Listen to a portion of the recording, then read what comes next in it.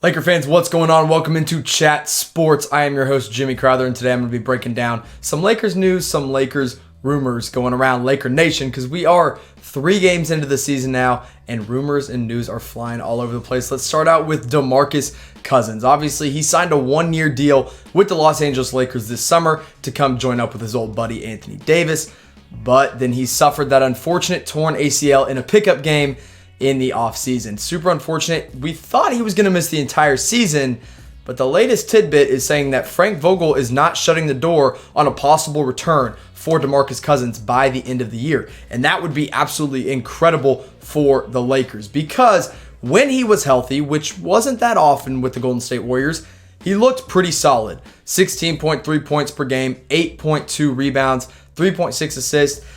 The three-point shot never really got back to where it was in New Orleans, but I do believe he could get there. I think that's something he's probably working on while he's injured, is just his jump shot, because there's just not a lot he can do with the torn ACL.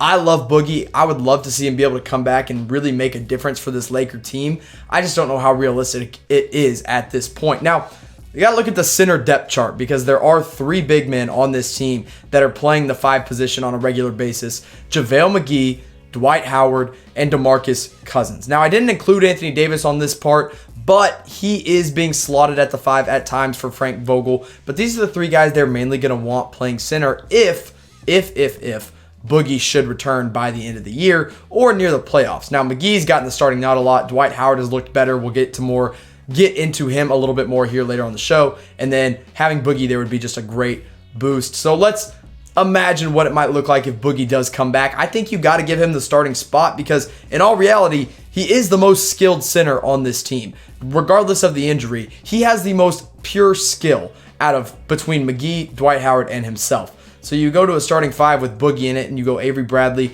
Danny Green, LeBron James, Anthony Davis, and then DeMarcus Cousins. And this is what that brings you, is that old 1-2 punch of AD and Boogie that there was in New Orleans that got that team to the playoffs. I think Anthony Davis would love to have his buddy back on the court. Now, I think he should start if he comes back, but what do you guys think? If Boogie does come back from that torn ACL, should he be the starting center in Los Angeles? Type Y for yes, type in for no. Let me know in the comment section below.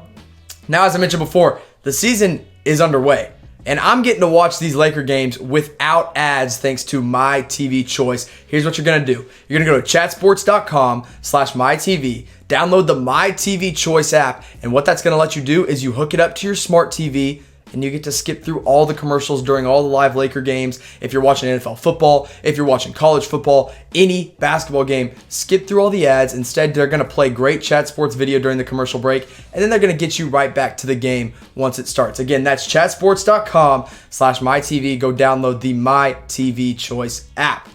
Now let's talk about Kyle Kuzma, another guy who looks like he's getting ready to return from an injury. He played in his first full-on contact 4-on-4 scrimmage in 2 months. It's been a long road for Kyle Kuzma to get well again. He's reacting well, but he's not exactly ready for the 5-on-5 contact yet. I think that's coming in the very near future. When he does, we'll have it ready for you here at Chat Sports. He is suffering from a left ankle stress reaction, and if those are not dealt with properly, it can turn into a stress fracture. So that's why they're really taking their time with Kyle Kuzma and getting him back on the floor. Now, when he does come back, it's going to be a huge boost for this Lakers offense. He averaged last season 18.7 points per game, 5.5 boards, 2.5 assists, 30% from 3. That could go up a little bit. We've seen him just really thrive in the mid-range and thrive getting to the bucket and scoring.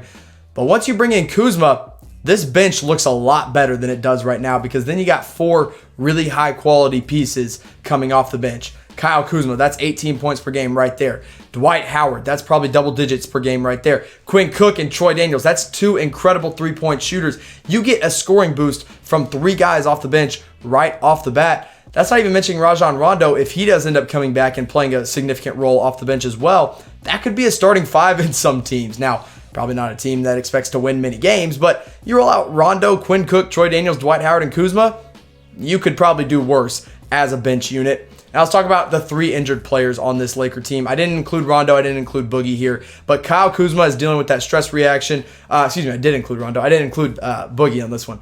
Kyle Kuzma dealing with that stress reaction. Talen Horton-Tucker also has a stress reaction, the rookie out of Iowa State, but he has been cleared for practice. He's looking like he could be playing a significant role eventually here soon if he gets healthy. And then there's Rondo. He had an MRI. He does have a right calf strain. He's already missed these first 3 games. I'd expect him to miss a few more with that calf strain.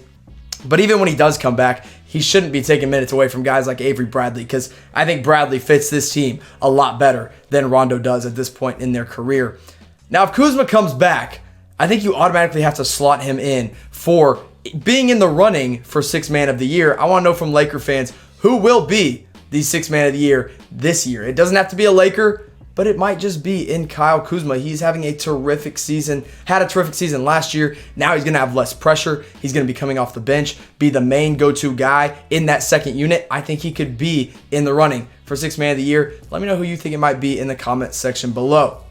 Now, we're watching the games. I already told you can watch the games without ads with my TV choice, but here's how you can make money by watching Lakers games. You go to BetDSI, chatsports.com/bet, B-E-T. Use promo code Lakers120, and our friends at BetDSI are going to hook you up with a 120% deposit bonus when you put some money down on the Los Angeles Lakers. Look, the King, Anthony Davis, they're going to be winning some games for the Lakers, and you're going to want to make money off of that by using BetDSI. So one more time, here's that link.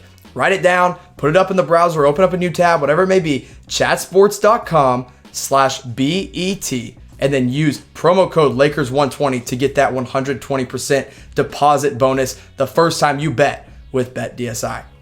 Now, we just talked about Boogie, we talked about the bench. Let's talk about Dwight Howard. Look, he had a vintage performance against his former team, the Charlotte Hornets, and I know he's had a lot of former teams at this point in his career, but he really, really did look good against the Hornets. He looked like a starting caliber center, and I think he's winning some Laker fans over. You know, he came in obviously not very well liked because of the last time he was in Los Angeles after coming over from the Houston Rockets. He did not look like the kind of player that they wanted him to be because he wasn't, and now Dwight Howard is kind of winning the fans over here 3 games into the season. I think he could be pushing himself into a bigger role with this Laker team. He's already the second big man off the bench. You know, JaVale McGee's the starter for now, but Dwight Howard is really proving himself on this team as a valuable asset. So let's look at that game and what he did. 16 points and 10 rebounds. That right there is enough. That right there is enough to say, okay, this dude had a good game. This dude is actually making a difference for this Laker team. That's a double-double. But then you add in the fact that he had 4 blocked shots. He showed that he can be a good rim protector. And then he was engaging with all the fans on the sideline after he blocked those shots. He looked like a man on a mission. I used that term last week. I'm using it again today with Dwight Howard. But perhaps the most impressive thing is that he shot 100% from the field, went 8 for 8. Obviously, most of those points were coming down low, if not all of them. He missed 2 free throws, so he could have had 18 points in this game. That's something that's obviously going to have to get cleared up. It always has been a problem for Dwight Howard. But 8 for 8 from the field is absolutely incredible. I'm a big fan of what I'm seeing from Dwight Howard so far this season. Let's put the 2 centers side by side and kind of compare who's having the better year so far. Dwight Howard, 7 points per game, 7.7 rebounds, averaging 2.3 blocked shots, 71.4% from the field, and he's playing 20.3 minutes. So he is playing near starter minutes. But again, let's remember this is just 3 games. I'm not trying to take too much into account into 3 games, but still got to look at it. JaVale McGee, less points per game, 4.7. Less rebounds per game, 3.3. Less blocked shots per game, 0.7. Field goal percentage is lower at 58.3. And Frank Vogel isn't giving him as many minutes as Dwight Howard so far, as he has only been playing 15 minutes per game. He started off, I believe, the first game against the Clippers, he played 19. Second game, he played 12. Last game, he played, I think, around 17. So his minutes are kind of all over the place for JaVale McGee. It's been tough for him to really get good minutes on this team because Dwight Howard is having such a good year. The minutes have fluctuated, but he still does all the right things on the floor. When McGee's on the court, he can still catch lobs. He still protects the rim. Maybe he's not blocking shots, but he's making a difference at the rim, at least. I like JaVale. I think I still like this idea of Dwight Howard coming off the bench behind him.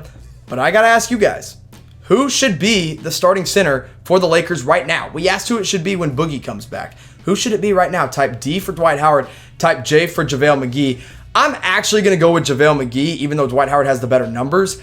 Dwight Howard should come off the bench and play more minutes. I think that is what he is best suited for on this Lakers team. So again, let me know in the comments section, who Who should be the starting center? Type D for Dwight Howard, type J for JaVale McGee. Thank you, Laker fans, and I'll see you next time.